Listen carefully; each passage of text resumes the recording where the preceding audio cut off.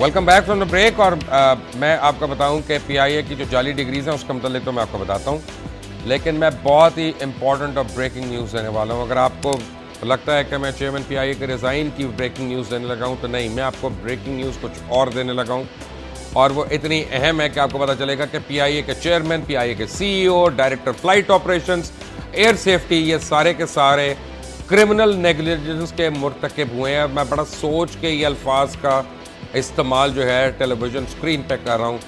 आपको मैं बताता हूँ कि ये बात आपको बताएंगे Shaukat Jamshed, former chief engineer aircraft of PIA.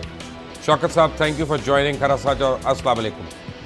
वालेकुम। शौकत साहब, क्या ये सही नहीं है कि हमने पहले भी जिन जहाज़ों के मतलब ATR 42-500 के मतलब खरासच में तफसीलात बताई, उनके प्रोपेलर के मतलब बताया, वो सही थी और पीआईए क्रिमिनल नेग्लिजेंस का शिकार रही, उनको उस वक्त बर वक्त उसके ऊपर कार्रवाई ना करके, और अब जो हादसा पेश आया जिस ATR तैयारे को, वो मुसलसल टेक्निकल प्रॉब्लम्स का शिकार था।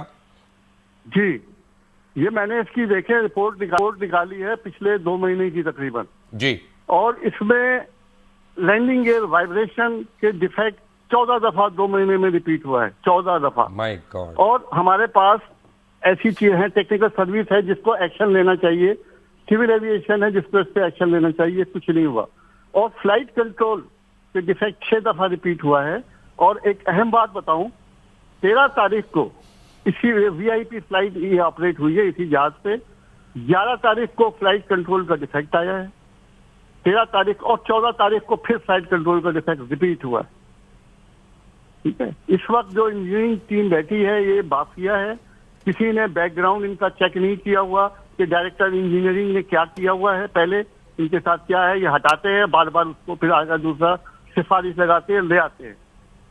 और जिन लोगों ने सिफारिशें लगाई होंगी तो वही खतरे में भी थे इस वक्त, जो प्राइम मिनिस्टर इस जहाज पे उस पर वो किया इन्होंने, वीआईपी फ्लाइट जो हुई है।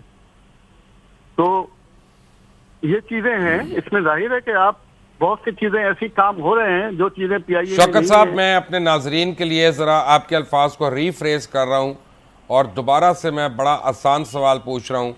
पीआईए का जो जहाज क्रैश हुआ, क्या ये सही है कि इस जहाज में मुताद्दिद टेक्निकल फॉल्ट्स थी और पीआईए की मैनेजमेंट जो है वो क्रिमिनली मुजरमाना गफलत का शिकार हुई उसको फिर भी उड़ाने के लिए? हाँ, बिल्कुल बिल्कुल। देखें, ऐसा है कि ये मैनेजमेंट अगर कोई आदमी जहाज के लिए टाइम मांगता है ना, काम करने की, ठीक करने के लिए, उसकी ऐसी तैसी करते हैं, और अगर वो ना माने तो उसको विक्टिमाइज भी किया जाता है। ये चीफ इंजीनियर लाइन मेंटेनेंस, ये डायरेक्टर इंजीनियरिंग और ये मैनेजर, ये लोग सारे इस तरीके की लैंग्वेज इस्तेमाल करते हैं लोगों के लिए, जिससे डर के। और ये जो चीफ इंजीनियर आए हैं, आप रिकॉर्ड चेक कर लें, जब से ये आया है कितने शोकात इश्यू हुए हैं, कभी पहले तारीख में हुए नहीं होंगे। लोगों को डराना, धमकाना, गलत तरीके से जहाज रिलीज करवाना, ये इन लोगों का तो वो है। गलत तरीके से जहाज रिलीज करवाना, जरा नाजरीन को बताएंगे क्या मतलब है? गलत तरीके का मतलब ये कि जैसे अब मैं बताऊं, इस जहाज के लिए जो मुझे खबर मिली है कि जब ये वहां पे उतरा है, लैंड किया है, इस पे प्रॉब्लम तो इंजन की आई है, EGT इसकी हाई हुई है, ये रिटर्न में नहीं मिलेगा कहीं पे, मगर ये इतला है मेरे पास कि इसकी EGT हाई हुई है। और यहाँ बात हुई है इंजीनियरिंग में, जिसमें डायरेक्टर इंजीनियरिंग, चीफ इंजीनियर जो ऑफिशिएट कर रहे थे लाइन के, वो कप्तान, DFO और इंजीनियर, अगर आप इनका उस वक्त का रिकॉर्ड निकलवाएं, जो भी टीम ये इन्वेस्टिगेशन कर रही है उसको चाहिए कि इनके मोबाइल के निकलवाएं सारा के, तो आपको पता चल जाएगा शायद उसमें क्या था। इसका DFDR काम नहीं कर रहा था, 1 हफ्ते पहले वो इसका रिप्लेस हुआ है। अब पता नहीं वो काम भी करवाया कि नहीं, पढ़ा जाएगा कि नहीं पढ़ा जाएगा, चीजें इसमें से मिलेंगी कि नहीं मिलेंगी, ये तो खैर जब होगी तो पता चलेगा। मगर इंजीनियरिंग की मैनेजमेंट इस वक्त बिल्कुल ठीक नहीं है। 2 दफा डायरेक्टर इंजीनियरिंग को घर बिठाया गया है और उसके बाद वो फिर दोबारा से प्रमोट होकर आ जाते हैं यहाँ पे। जब ये चीफ इंजीनियर थे उस वक्त ये हमारे जहाजों पे बैन लगा और इनको जिम्मेदार करार दिया सीए ने।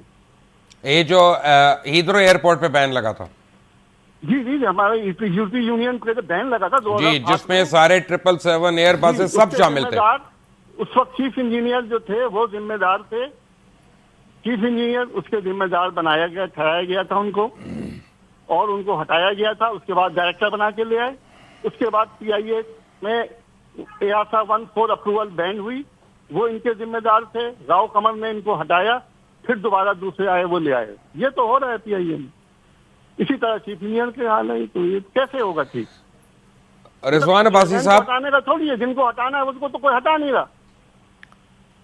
मेरे साथ एक माहिर कानून है, मैं उनको एक बात समझा दूं एविएशन के टर्म्स में आसानी से, ताकि वो फिर मुझे कानूनी राय दे सकते हैं। रिजवान अब्बासी साहब, एक रिपोर्ट होती है जो जहाज़ की बनती है, जिसकी 3 या 4 कॉपीज़ होती हैं। वो और जब जहाज़ फ्लाइट करता है